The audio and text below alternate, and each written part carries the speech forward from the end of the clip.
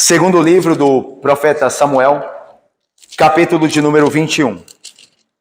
Nós estamos nos aproximando do final do segundo livro de Samuel.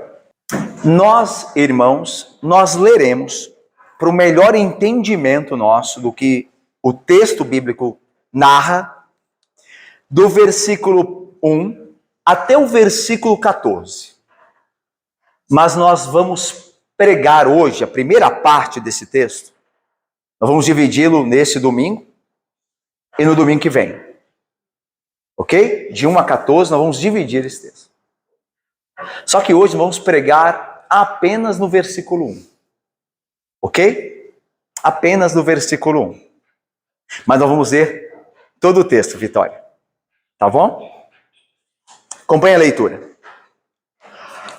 Por favor. Houve, em dias de Davi, uma fome de 3 anos consecutivos. Davi consultou o Senhor, e o Senhor lhe disse: há culpa de sangue sobre Saul e sobre a sua casa, porque ele matou os gibeonitas. Então chamou o rei os gibeonitas e lhes falou. Os gibeonitas não eram dos filhos de Israel, mas do resto dos amorreus. E os filhos de Israel lhes tinham jurado poupá-los, porém procurou destruí-los no seu zelo pelos filhos de Israel e de Judá. Perguntou Davi aos gibeonitas: que quereis que eu vos faça? E que resgate vos darei, para que abençoeis a herança do Senhor? Então os gibeonitas lhe disseram: não é por prata nem ouro que temos questão com Saul e com sua casa. Nem tampouco pretendemos matar pessoa alguma em Israel. Disse Davi: que é, pois, que quereis que vos faça?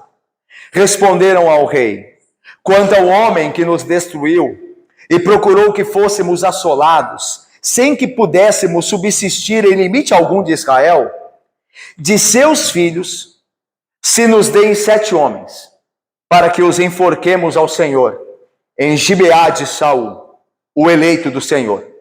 Disse o rei: eu os darei. Porém o rei poupou a Mefibosete, filho de Jonatas, filho de Saul, por causa do juramento ao Senhor que entre eles houvera, entre Davi e Jonatas, filho de Saul.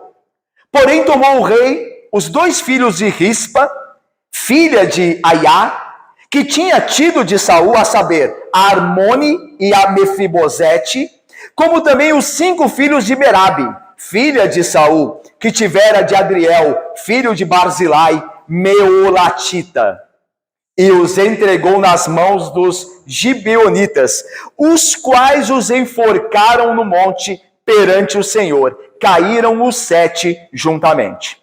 Foram mortos nos dias da ceifa, nos primeiros dias, no princípio da ceifa da cevada. Então Rispa, filha de Aiá, tomou um pano de saco e o estendeu para si sobre uma penha, desde o princípio da ceifa até que sobre eles caiu água do céu, e não deixou que as aves do céu se aproximassem deles de dia, nem os animais do campo de noite. Foi dito a Davi o que fizera Rispa, filha de Aiá e concubina de Saul. Então foi Davi e tomou os ossos de Saul e os ossos de Jonatas, seu filho, dos moradores de Jabes Gileade, os quais os furtaram da praça de Bet-Seã, onde os filisteus os tinham pendurado no dia em que feriram Saul em Gilboa. Dali transportou os ossos de Saul e os ossos de Jonatas, seu filho, e ajuntaram também os ossos dos enforcados. Enterraram os ossos de Saul e de Jonatas, seu filho, na terra de Benjamim, em Zela, na sepultura de Quis, seu pai. Fizeram tudo o que o rei ordenara. Depois disso, Deus se tornou favorável para com a terra. Como disse, vamos pregar no versículo 1 apenas hoje. Vamos prestar atenção nele de novo? Houve em dias de Davi uma fome de 3 anos consecutivos.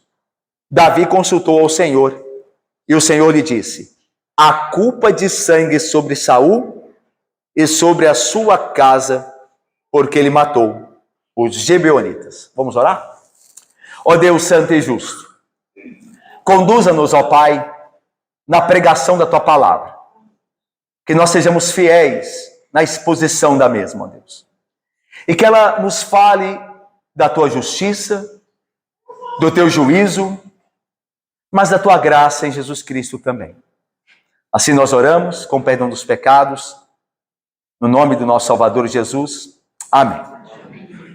Meus irmãos, os 4 últimos capítulos de 2 Samuel, e nós entramos neste trecho dos 4 últimos capítulos do 2º livro de Samuel, nós temos agora só apenas mais 4 capítulos para o final. O livro vai até o capítulo 24. Então, esses 4 últimos capítulos são considerados o epílogo de primeiro e segundo Samuel. São a parte final, o epílogo, a conclusão do autor dessas suas 2 obras, desses seus 2 livros, 1º e 2º Samuel. Esses capítulos que fazem parte da conclusão do livro relembram grandes temas tratados durante todos os 2 livros. Esses 4 últimos capítulos relembram, por exemplo, um grande tema como Davi é o rei legítimo de Deus e superior a Saul. Nós vimos isso durante uma grande parte de 1º e 2 Samuel, que Davi era o rei escolhido de Deus, e ele era, pela graça de Deus, superior a Saul. Enquanto Saul era pecador, era rebelde, era alheio a Deus, Davi, embora um pecador, se arrependia, era um homem que procurava consultar ao Senhor, era um homem que lutava as batalhas do Senhor, que confiava no Senhor. Então, Davi era o rei superior a Saul. E esse é um grande tema de 1º e 2 Samuel. Outro grande tema que é relembrado aqui neste epílogo são as proezas militares de Davi e de seus guerreiros. O epílogo relembrará essas proezas de Davi, como Davi foi um grande guerreiro. Isso faz parte da história de 1º e 2 Samuel. É um grande tema dos 2 livros. Mas ainda há mais um grande assunto: os pecados de Davi e o perdão divino também serão rememorizados neste epílogo, nesta parte final do livro. Davi cometeu sérios pecados, graves crimes, mas Deus o perdoou, e isso será relembrado também. E por fim, o epílogo conta com as últimas palavras do rei Davi. No 1º livro dos reis, que virá logo em seguida ao 2º livro de Samuel, nós veremos Salomão já prestes a se sentar no trono, como descendente de Davi. Portanto, o epílogo conta com as últimas palavras de Davi. E nessas últimas palavras de Davi, o autor, ao registrá-las, nos lembra de um tema que excede em importância todos os demais que falamos aqui. Que o reino de Davi subsiste, ele permaneceu de pé, não pelas proezas militares, não pelo caráter de Davi, como nós vimos falho, mas pela relação de Davi com o Senhor. Uma relação que inclui graça da parte de Deus e fé da parte de Davi.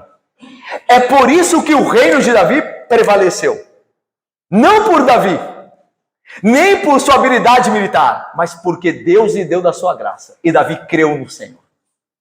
Esse é um grande tema que excede todos os outros temas tratados em 1º e 2 Samuel, que será rememorado, relembrado nessa parte final. Mas vamos ao texto que nós lemos. O texto que lemos é o 1º episódio do epílogo, da parte final. Nele, o narrador se concentra em recapitular, melhor dizendo, a superioridade de Davi sobre Saul. O texto começa Deus relembrando a Davi que Saul fizera uma injustiça com os gibeonitas. As culpas de sangue sobre Saul e sobre a sua casa, porque ele matara os gibeonitas. E Davi é quem vai fazer justiça, a justiça de Deus aos gibeonitas. Então, novamente, o autor vai contrastar Saul com Davi. Saul é aquele que perpetua a injustiça. E Davi, pela graça de Deus, obedecendo a Deus com fé, é aquele que faz justiça. E aí esse tema de superioridade de Davi sobre Saul retorna nesta primeira parte do epílogo. Nós vimos aqui também, nós veremos nessa primeira parte, a total inocência de Davi sobre a morte de Saul e de seus descendentes. É interessante que esse episódio em que Davi entrega filhos e netos de Saul para fazer justiça ao que Saul fizera à casa dos gibeonitas, fez com que posteriormente Davi fosse entendido como culpado pela morte de Saul e por de fato usurpar o trono e ir contra a casa de Saul. Mas o texto deixa claro que o culpado da desgraça da casa de Saul fora Saul. Saul é o verdadeiro culpado. Foi ele que não só cometeu muitos crimes, como também matou injustamente os gibeonitas. Então veja, Davi é apenas o executor da justiça de Deus, mas o culpado da destruição da casa de Saul é o próprio Saul. E o texto quer deixar isso claro para os leitores futuros, que Davi era o rei legítimo e que ele jamais fez alguma injustiça com a casa de Saul. Pelo contrário, nós nos lembramos, quando ele teve chance de destruir Saul, de matar Saul, ele sempre poupou. Foi misericordioso com a casa de Saul diversas vezes. Poupou, se tornou amigo de alma de Jonatas, poupou Mefibosete, trazendo, como nós vimos, a sua casa para a sua mesa, para viver na corte real como um dos filhos do rei. Davi sempre foi bondoso com a casa de Saul. E o episódio que aqui acontece sobre a descendente de Saul é culpa de Saul e não de Davi. Davi é apenas o executor da justiça divina. Esse, então, primeiro episódio do epílogo nos traz essas verdades e quer estabelecê-las, segundo o autor de 2 Samuel. Mas esse texto, ele tem como objetivo principal nos fazer conhecer a Deus. Aliás, a Bíblia não é só um amontoado de histórias, de preceitos, mas a Bíblia é Deus falando conosco e se revelando a nós por meio de seu Filho.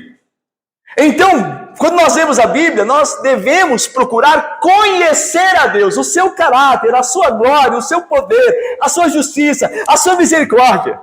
É isso que a Bíblia faz, é revelar a Deus ao seu povo, para que o seu povo conheça e o adore como ele requer.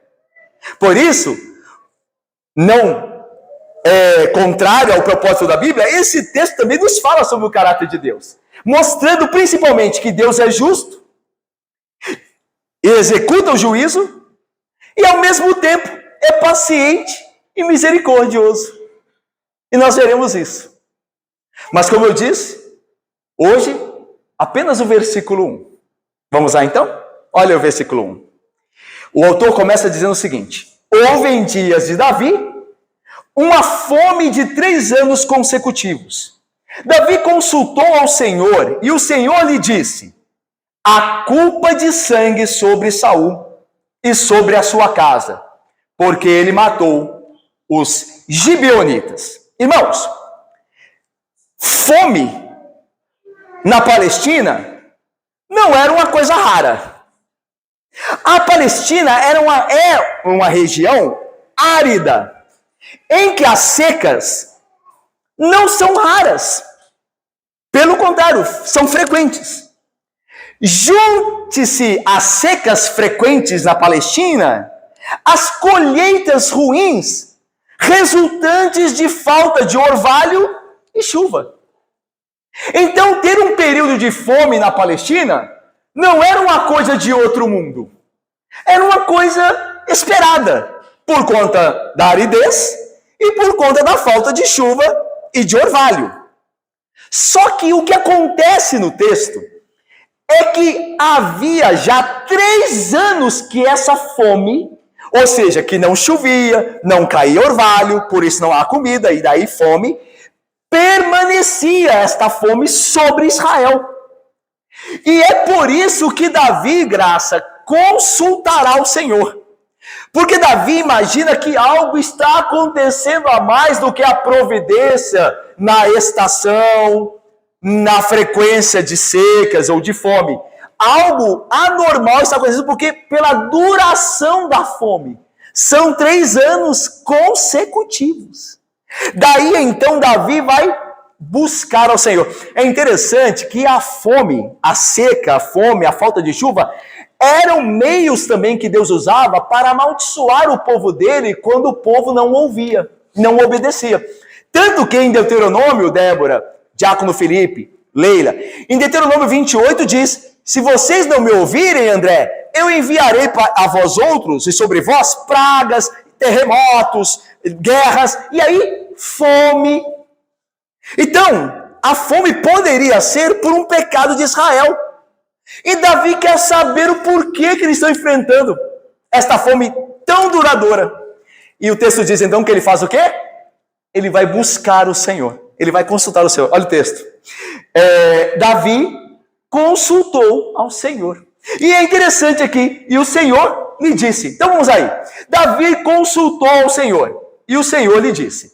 Irmãos, na hora de crise, Davi, embora um pecador como nós, ele era um crente, era um redimido e salvo. Ele sabe que na hora de dúvida, na hora da crise, ele vai ao Senhor, porque o Senhor tem resposta.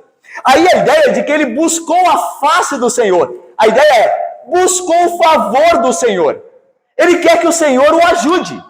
E aqui a ideia, irmãos, é que Davi consulta o Senhor como? Nós podemos pressupor que ele o faz por meio do sumo sacerdote.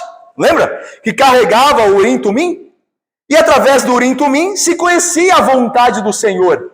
Então Davi busca o sumo sacerdote e ele vai revelar qual é o problema e por que o Senhor faz com que a fome persista sobre o reino de Israel, o reino de Davi. Então, e agora veja, Davi então buscou o Senhor, consultou o Senhor, buscou o seu favor.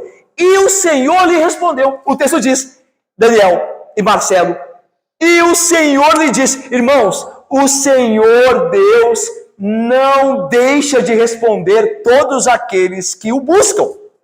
O Senhor não brinca com as nossas angústias.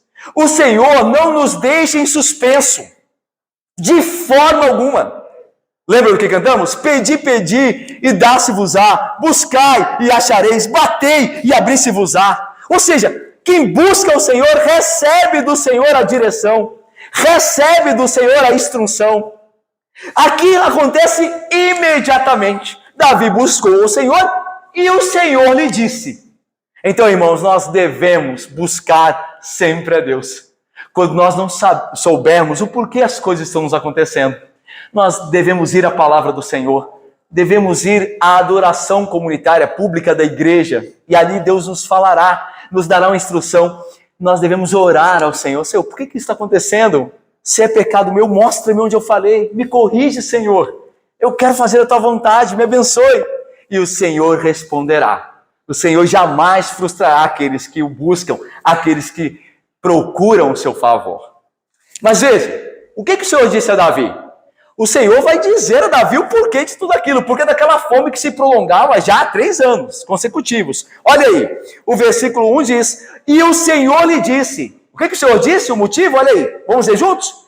A culpa de sangue sobre a sua casa, porque ele matou.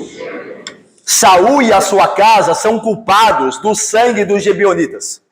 Saul matou os Gibeonitas. Irmãos, quem que eram os Gibeonitas? O versículo 2 fala um pouco deles também. Mas vamos tratar mais o versículo 2 até o 14 do domingo que vem, se Deus quiser. Mas hoje adianto aqui, é importante nós sabermos quem eram os Gibeonitas, para nós entendermos o porquê que Deus agora requer justiça do sangue dos Gibeonitas que estava sobre Saul e a sua casa. Os Gibeonitas eram moradores de Gibeão. Gibeão era uma região dentro de Canaã. Quando Josué, Moisés é morto, lembram-se? Nós vimos aqui pela manhã. Josué fora morto. O Senhor levanta Josué. É por meio de Josué que Deus vai dar a terra prometida, vai entrar na terra prometida com o seu povo. Lembra? Josué que faz isso.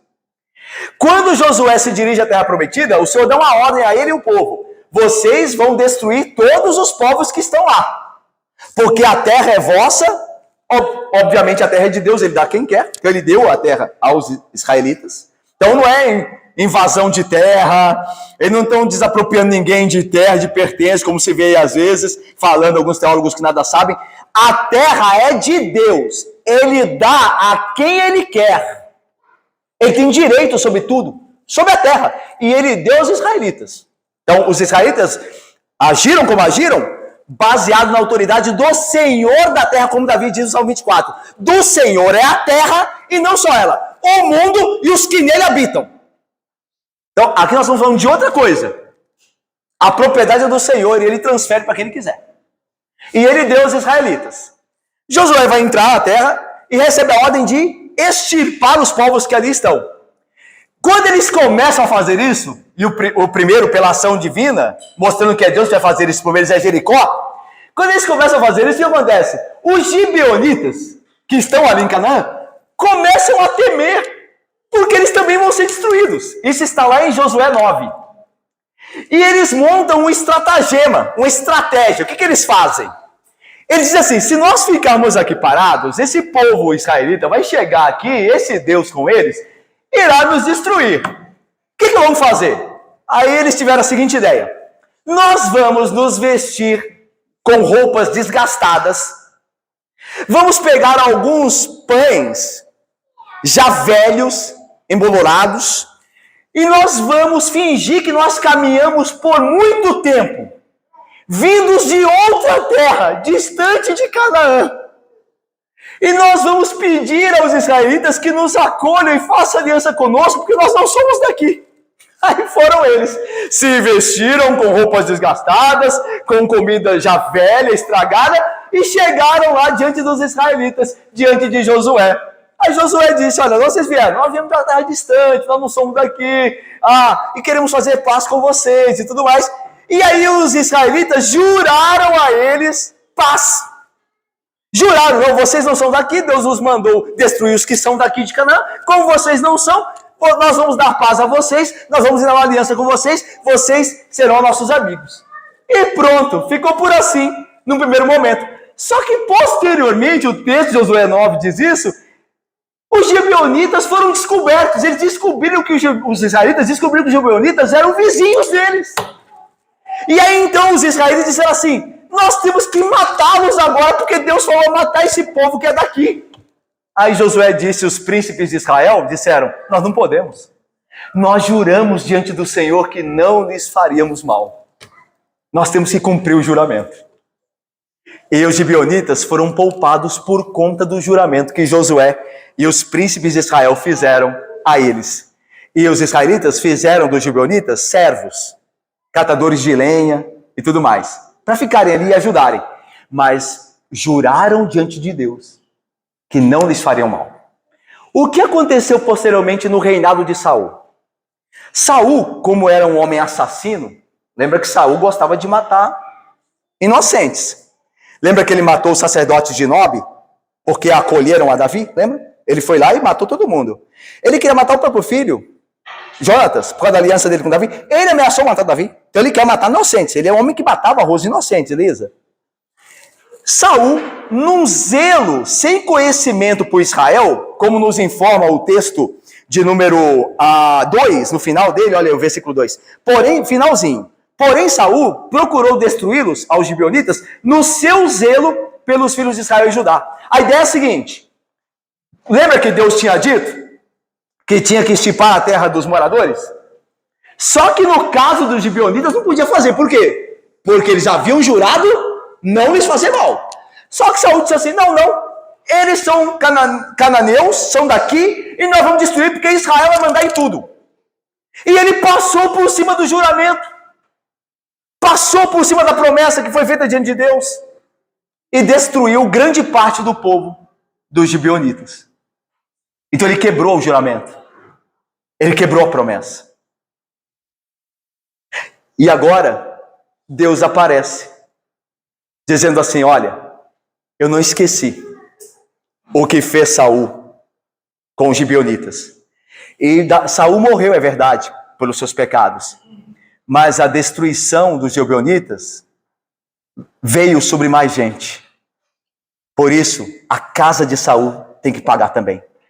Olho por olho, dente por dente, pé por pé, mão por mão. Não foi só Saul que fez isso, porque Saul fez e matou vários gibeonitas. Então, os descendentes de Saul devem morrer também, porque há culpa de sangue na casa de Saul. Irmãos, eu passo agora a aplicações. E aqui tem muita coisa para nós aprendermos aqui, só nesse primeiro versículo do capítulo 21. O que a gente aprende sobre Deus aqui? Primeira coisa que a gente aprende sobre Deus, Lismar e Lucinete, é que Deus é justo e responsabiliza as pessoas pelos crimes que cometem contra outros. Vou repetir. Caleb, Jessé, meu irmão. Deus é justo, Emily, e responsabiliza as pessoas pelos crimes que elas cometem contra outros. Os israelitas fizeram diante do Senhor um juramento de paz para com os gibeonitas. E juraram pelo nome do Senhor, como está em Josué 9, 15 e 18, que não lhes fariam mal. Na ocasião, os líderes de Israel reconheceram que a ira do Senhor viria sobre cada um deles caso quebrassem o tratado. Josué 9, versículo 20. O Senhor, nesse caso, toma partido dos gibeonitas e não de Israel. Isso aqui é interessante. Isso aqui é importante. Veja como Deus, ele é justo e responsabiliza cada pessoa pelo seu crime, independente de quem seja. Israel era o povo de Deus, não eram os gibeonitas, os descendentes de Abraão, eram os israelitas. Mas é quem Deus responsabiliza? Os israelitas. Ele vê a injustiça feita para com os gibeonitas. E os gibeonitas nem eram povo de Deus. Veja como Deus está preocupado em dar a cada um segundo o que merece, independente de quem seja. Porque ele poderia dizer, olha, foi Israel que fizeram isso? Então Israel, meu povo amado, é o povo que escolhi em Abraão, Isaac, Jacó, deixa eles aí. Depois os gibeonitas se arranjam aí, procriam, têm mais descendentes, crescem. Não. Deus fará a justiça aos gibeonitas, mesmo que seja contra a casa de Israel. Porque ele não faz acepção de pessoas. Ele julga segundo a reta justiça. Ele dará a cada um segundo os seus crimes. Esse episódio, irmãos, nos lembra este ponto importante no caráter de Deus. Deus é justo. Ele defende a causa dos injustiçados. E no devido tempo castiga aqueles que cometem crimes contra outros. Mais cedo ou mais tarde, Deus fará justiça. O salmista diz o seguinte: alegrar-se ao justo quando vir a vingança. Veja, o justo não vingará. É Deus quem vinga. Lembra que Paulo vai citar? Não vingueis a vós mesmos, mas dai lugar à ira, diz o Senhor. Eu retribuirei. Então, o justo, ele não vingará, mas ele alegrar-se-á quando ver a vingança. Quando ele ver a vingança de Deus, ele vai se alegrar. Banhará o justo, continua o salmista, os pés no sangue do ímpio. Não é o justo que vai destruir o ímpio, é Deus que vai destruir. O justo vai banhar o seu pé no sangue do ímpio. Então se dirá, na verdade, há recompensa para o justo. Há um Deus com efeito que julga na terra. Mais cedo ou mais tarde, não importa onde estiverem os injustos, se são israelitas, se são gibeonitas, não importa. Se estão dentro da igreja, se estão no magistrado civil, não importa. Mais cedo ou mais tarde se dirá, há recompensa para o justo. Com efeito, há um Deus que julga a terra. Segunda coisa que nós aprendemos de Deus. Primeiro, que ele é justo e que ele dará a cada um segundo o crime que cometeu contra os outros. Segunda coisa, que Deus, em sua justiça, não esquece e é implacável. Deus não esquece dos pecados não confessados. E quando ele vem dar paga eles, ele é implacável. Vamos lá. Dizemos que o tempo cura as feridas. Na verdade, o tempo irá curar isso. Isso pode ser até uma verdade naquilo que concerne a nós aqui, pela graça de Deus. Mas não é assim com Deus. A passagem do tempo não faz com que Deus caduque, se esqueça do que fora feito. Não há prescrição da parte de Deus. O Código Civil, a Justiça, fala de prescrição. Não fala? Quando demora-se um tempo para punir-se um certo crime, ele prescreve e não pode punir mais, certo? Com Deus não é isso. Ele não se esquece. O teólogo escreveu o seguinte, abre aspas, as pessoas podem esquecer dos seus pecados passados, mas Deus nunca se esquece, porque Ele justificará perfeitamente sua lei e aqueles que forem injustiçados pelos pecados de outros. Fecha aspas. As pessoas podem esquecer dos seus pecados, viverem como se não tivessem pecado, sem se arrependerem, mas porque aquilo ficou no passado. Mas Deus não se esquece. Esse pecado que Deus está agora cobrando das mãos da casa de Saul, já tinha sido feito há anos atrás, quando Saul era rei. Quantos anos se passaram? Nós estamos aqui próximos da morte de Davi. Se passaram anos e anos. Mas agora Deus diz, a culpa de sangue em Saul e sua casa, e tem que haver retribuição, porque Deus não esquece, Deus não caduca. Isso torna, meus irmãos, clara a importância de nós, pecadores, buscarmos o perdão da maneira que Deus ofereceu por meio do sangue de Cristo. Não importa o quanto nós possamos nos sentir bem sobre nós mesmos, minimizando os nossos pecados e deles nos esquecendo, Deus nunca se esquece e os trará à conta no dia que Ele estabeleceu.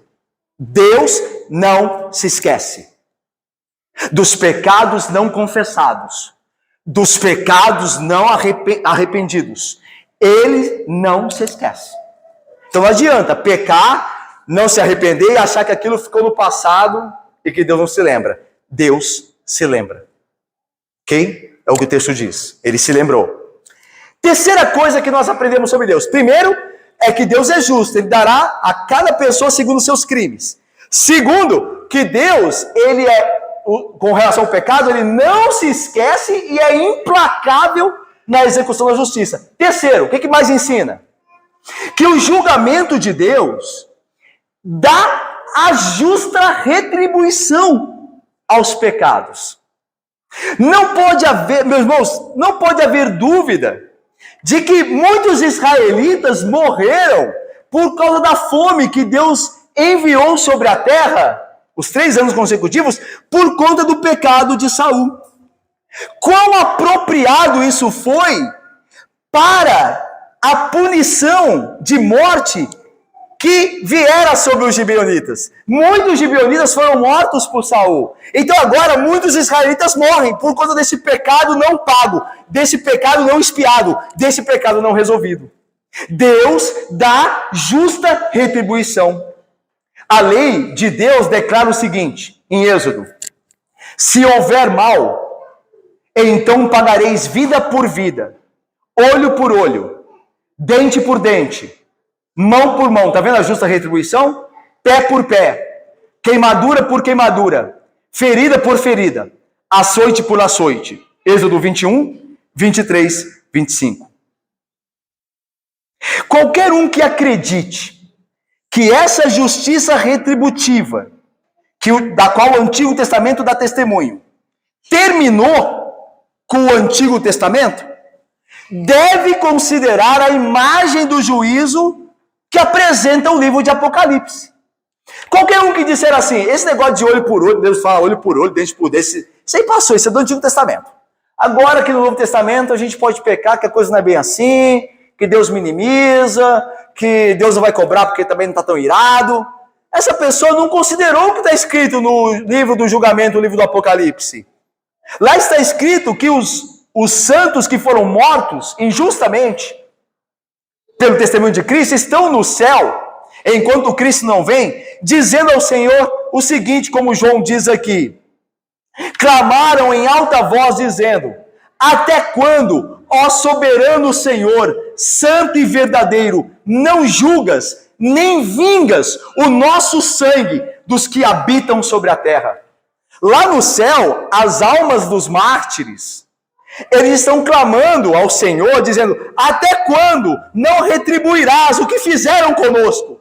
Não retribuirás, não derramarás o sangue daqueles que nos oprimiram. Veja que no céu, a retribuição é exigida. E você acha que Deus, o Santo, não ouvirá os rogos do seu povo, das almas santificadas que morreram por ele? Certamente ouvirá. Tanto que Apocalipse, lá para o fim do livro, no capítulo 20, diz assim, João diz assim: vi os mortos, grandes e pequenos, naquele último dia, de pé diante do trono, e abriram-se livros, e os mortos foram julgados pelo que estava escrito nos livros, conforme o que haviam feito. Apocalipse 20, versículo 12. No final, mais cedo ou mais tarde, Deus retribuirá, porque a justiça exige retribuição. Tanto que a Bíblia fala que nós devemos ter cuidado com o que nós fazemos ao próximo, porque aquele mal que nós fazemos ao próximo virá sobre a nossa cabeça. A Bíblia diz que Deus fará ele vir sobre a nossa cabeça. O que desejamos às pessoas, o que fazemos a elas, Deus retribuirá, porque a justiça exige isso. E lembra que a base do trono de Deus, Nébora, Carol, Pedro, minha irmã Leda, a base do trono de Deus, como nós vimos no início do culto, é justiça e juízo. Então tem que vir a retribuição. Portanto, nós aprendemos aqui sobre o caráter de Deus, que Deus, primeiro, ele dá paga a cada um segundo os seus crimes, segundo os seus pecados. Que Deus não se esquece dos pecados, Deus não caduca. Os pecados dos quais o homem não se arrepende, Deus não se esquece deles. Porque você fala assim, pastor, mas a Bíblia fala que Deus dos nossos pecados não se lembra. Dos nossos pecados confessados e abandonados. Dos nossos pecados não confessados e abandonados, ele se lembra muito bem.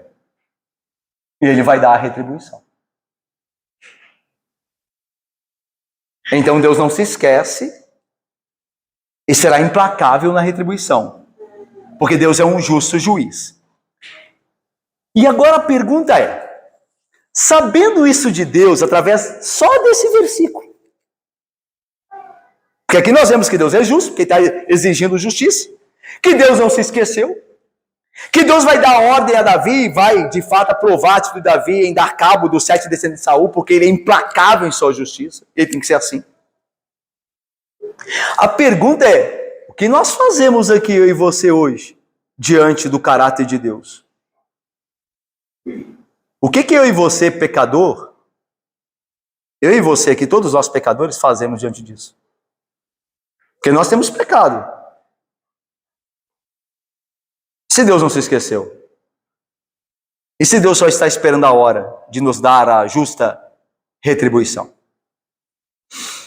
A primeira coisa que nós devemos fazer diante do caráter de Deus demonstrado aqui é ver no texto como Israel foi punido pela quebra de Saul na aliança de Israel com os gibeonitas. E isso, percebendo isso, isso deve, Hugo, nos levar a pensar com cuidado sobre os nossos votos e promessas que fazemos diante de Deus e levá-los a sério. Essa questão toda aqui da ira de Deus sobre a casa de Saul, os homens alvos, esses serão enforcados diante de Deus e Deus aprovará isso. Tanto que vocês lembram do final do texto, diz que a chuva caiu. E Deus se agradou do que foi feito. Foi implacável. E a Bíblia diz aqui, irmãos, que isso tudo aconteceu pela quebra de uma promessa.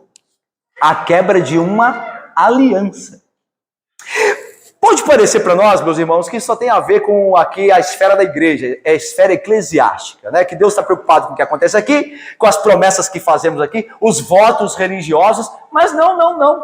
Lembra? Do Senhor é a terra, o mundo e os que nele habitam. Todos os homens devem ao Senhor Deus, devem andar no seu caminho. Todos os homens. Afinal, os que não andam no seu caminho pela graça e fé em Jesus Cristo serão condenados justamente porque não andam em seus caminhos, porque era o dever de todo homem andar.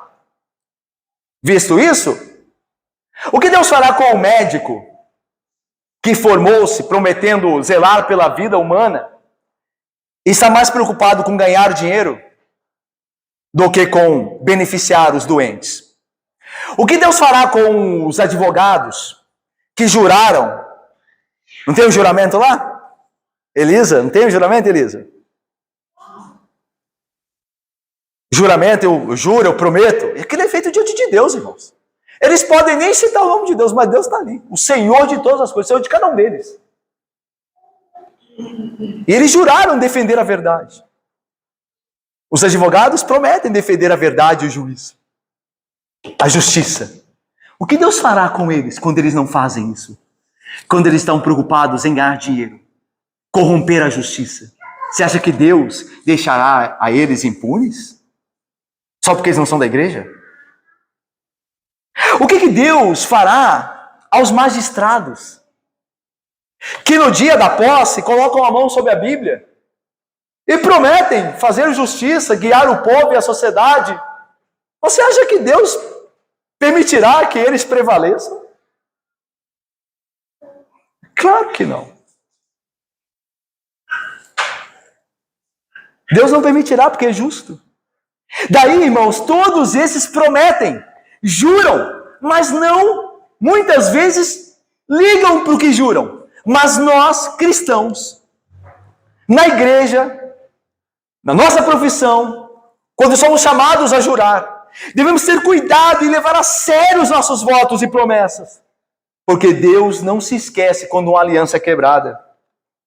Quando nós nos casamos, lembram-se? Nós prometemos sermos fiéis ao nosso companheiro, à nossa companheira, ao nosso cônjuge da juventude. Nós prometemos ser fiéis na saúde, na doença, na miséria, na riqueza. Nós prometemos. Você acha que Deus não se importa com isso? Malaquias 2, tem um texto maravilhoso, eu não vou ler aqui. Mas diz lá que Israel está debaixo da ira de Deus e Deus dá o motivo. Deus diz assim: porque vocês não foram fiéis à mulher da vossa mocidade. Vocês adulteram com outras mulheres, vocês quebram o voto de casamento. Por isso a ira do Senhor está sobre vocês. O mundo não leva a sério o casamento. Para o mundo, ter uma vida extraconjugal é normal. É uma coisa normal. Tem mulheres hoje, tem homens que já aceitam. Um dia desse eu estava vendo um programa, passando, zapeando na TV, casal, num desses programas, disse que tinha um relacionamento aberto. E disse assim: eu vivo com ele, disse a moça, eu vivo com ele e não tem problema se ele sair com outra pessoa, ter relacionamento íntimo com outra pessoa, contanto que me avise. Aí sim. Pode deixar que eu vou te avisar. Veja que loucura. Olha o nível da exigência das pessoas. Olha, você pode me trair, mas me avisa. Olha o nível que nós chegamos. Olha o nível que eles entendem fidelidade. Fidelidade para eles é avisarem quando forem trair. Pelo menos avise, tá? Deus leva a sério essas coisas. E Deus amaldiçoa a terra por essas coisas.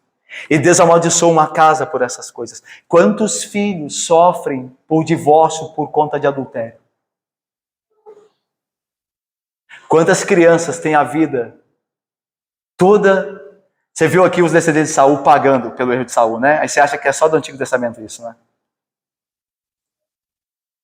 Mas vai ver os filhos no divórcio. Vai conversar com o trauma que eles têm.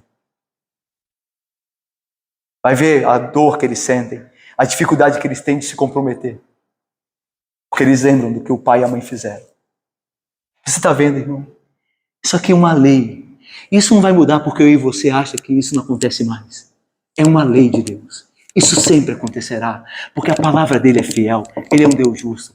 E nós devemos levar a sério, nós mais do que ninguém, um povo mais do que ninguém, um povo chamado para ser santo, nós devemos levar a sério nossos votos e nossas promessas. Eu termino. Nós vemos, esse texto fala de juízo. Esse texto fala de ira que não esquece, é implacável. Esse texto fala de justa retribuição. Mas como não poderia deixar de ser, esse texto fala de misericórdia. Isso não é incrível? Como Deus ao mesmo tempo é justo e sempre misericordioso. Que alívio para nós, não? Porque eu creio que da primeira parte nenhum de nós escapa. Nós já quebramos tantas alianças e promessas. Mas Deus é um Deus misericordioso. Como que a gente percebe isso no texto? É porque Deus deu muito tempo aos israelitas até que ele se apresentasse a Davi, porque isso buscou para dizer sobre a culpa do sangue da casa de Saul. Mas ele deu tempo para que os israelitas consertassem isso. Deus tem paciência. É o que Paulo diz lá em Romanos. Olha só. Tu, ó homem, que condenas os pecados de outros e fazes as mesmas coisas, pensas que te livrarás do juízo de Deus? Agora veja, ou desprezas a riqueza da sua bondade e tolerância e longanimidade, ignorando que a bondade de Deus é que te conduz ao arrependimento? Ou seja, Deus é longânimo conosco. Ainda que nós estejamos pecando, quebrando nossas alianças, Deus nos dá tempo para nos arrependermos. Ele ainda não veio cobrar. Ele não veio ainda dar a retribuição. Ele ainda não foi implacável conosco. Ele está nos dando tempo para consertarmos as coisas. Deus é bondoso. Ainda na sua ira, Ele é misericordioso. Ele está te dando tempo. Ele está te dando tempo, meu irmão. Eu não conheço a sua vida. E nem você a minha. Mas talvez eu e você estejamos quebrando alguma aliança. Talvez eu e você estejamos pecando há muito tempo. E nós hoje sabemos aqui agora, não temos desculpas, de que Deus não se esquece. E que na hora devida Ele dará a justa retribuição. Pelos meus e pelos seus crimes. Mas Ele tem te dado tempo. O tempo que Deus dá não é para que nós fiquemos omissos e tranquilos, mas é o tempo que Deus nos dá para nos conduzir ao arrependimento. Ele está te dando chance de ir até Cristo, de se arrepender, de confessar o seu pecado, de acertar as coisas, clamando a Ele para que te dê força para isso. O texto fala de misericórdia. Eu termino fazendo uma pergunta a nós aqui.